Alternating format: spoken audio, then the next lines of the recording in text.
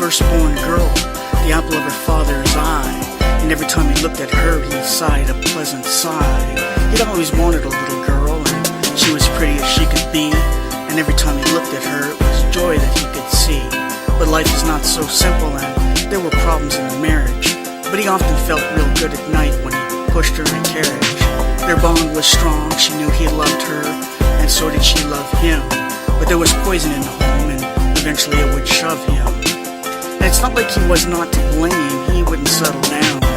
No matter how much he ever tried, he always let her down. He stayed out too late, he drank too much, he wasted all the money. He acted a fool with all his antics, but he wasn't very funny. And he couldn't stay away from old behaviors involving crime. My mother used to say he could sniff out the last dime. There wasn't a place that she could hide her money that he couldn't find. Then out he would be getting drunk while he left her in a bind. And his stealing wasn't limited to her, he'd robbed a jewelry store. So the cops turned our place upside down to find what they were looking for. They left that day empty-handed while my mother was peeling potatoes from a sack. But that's where she found the jewelry, so she phoned and called them back. She'd had enough of him, her life was hard enough. She really didn't care if he got arrested for this stuff. And so he went on trial for the armed robbery that he did. And my mother would testify that she found what he had hid. But before the final verdict, he ran off before they jailed him.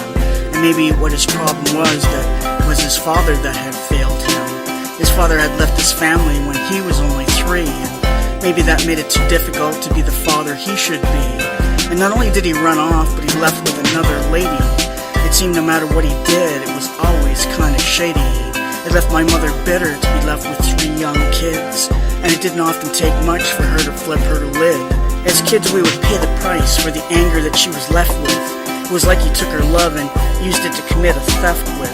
It's like he stole her love and left her none to care for us, and the situation we were left with wasn't fair for us. My mother was an angry lady, and she eventually hit the booze. And every time she got drunk, it was us that stood to lose. And because my father loved my sister, my mother fought with her, and my sister fought right back until they were both just bitter. Sometimes the yelling got so loud, it drove me from inside. I'd stand outside even in the cold, I wouldn't care if I had died. I hated the yelling and the fighting, it was far too much to take. And if I didn't take a side, it was me they would forsake. And at the time I didn't get it, I didn't know what it was about. All I knew was I hated it when they began to scream and shout. And the fight they fought would never end until my mother died. And because it seemed to make no sense, you couldn't choose a side, it would only be years later that I would eventually understand that it was about my sister's loss that was poured like water in the sand. Except that it never made any castles, it only created mud, so that when my father left her life, her mood felt like a thud. And she didn't understand it, so of course she blamed my mother. She didn't realize what had caused it, it was really something other. And all she heard from my mother was the bitterness she had, and how many times she described my father as being really bad. So of course she thought my mother had driven him away. It's the only thing you'd think after all the nasty things she'd say. And so they set the stage for the battle that ensued, and every fight would bring it back, so the anger was renewed. It was clear that it would last until one of them would die, and at the end neither would be closer to ever knowing why.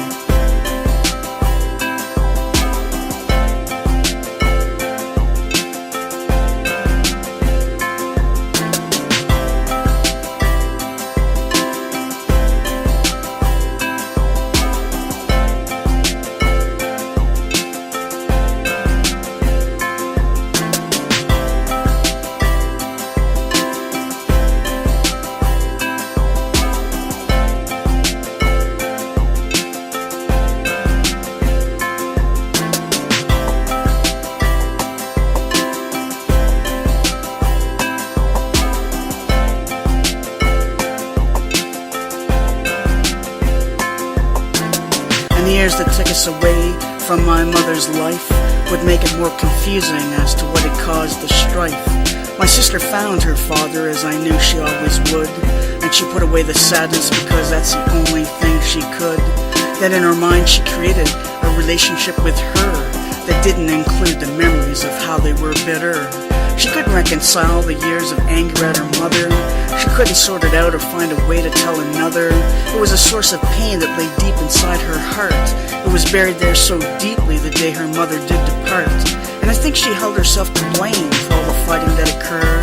And she was never able to sort it out because of all the pain that it had stirred. And it was hard for me to watch because she had never been to blame. The loss that her and her mother felt had always been the same. My sister lost her father while my mother lost her mate. And in the end all it did was stir up too much hate. They were both so wrapped up in their grief they couldn't see each other. So my mother lost her daughter while my sister lost her mother. And when my sister died, she still didn't know the truth. She couldn't sort it out and she couldn't talk about her youth. She claimed she had no memory for the years she was a kid, but I'm sure she couldn't face it, so that's why she kept it hid. And when she died, I wrote her story so that her children knew, because she had never told them about herself, so that they never had a clue. And I thought her story should be told because it speaks to who we are, how the pain that's from our past will follow us so far, how it can twist and distort us until we become the strangers, and it leaves us all at risk to far too many dangers.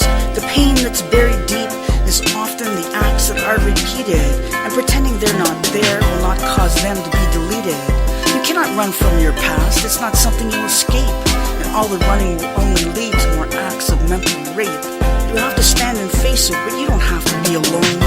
There are other people who will help you break the boulder to a stone. There are many of us out here who have fought the fight you're facing. We have a better chance to make it when our strength is interlacing. Many people grow up yet their parenting leaves them lost. They feel like in their life they've been thrown or they've been tossed. They haven't got a roadmap to navigate their living.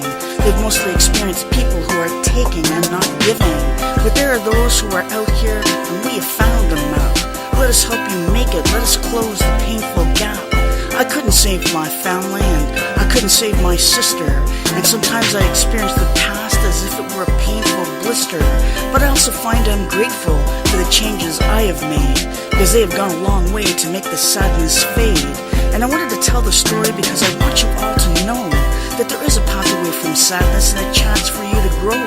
Just find those who are walking in that direction and tag along beside. And before long you will find that things are changing deep inside. And then like me, you'll want to help other people find their way. And often that is as simple as in the things you choose to say. Speak from the heart and with compassion to make sure others hear you.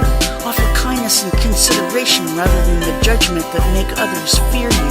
Stand face to face on equal ground. Never look down on any others. Try to understand that in this world we are all sisters and all brothers. Walk a spiritual path with respect for all that's living. Learn the most important lesson in life, that is about forgiving. Rise above the mediocre. Find a way to give things back. Try to notice all the things you have, not just the things you lack. But most of all, have the decency to help others who are lost, so that not everyone who stumbles will have to pay the cost.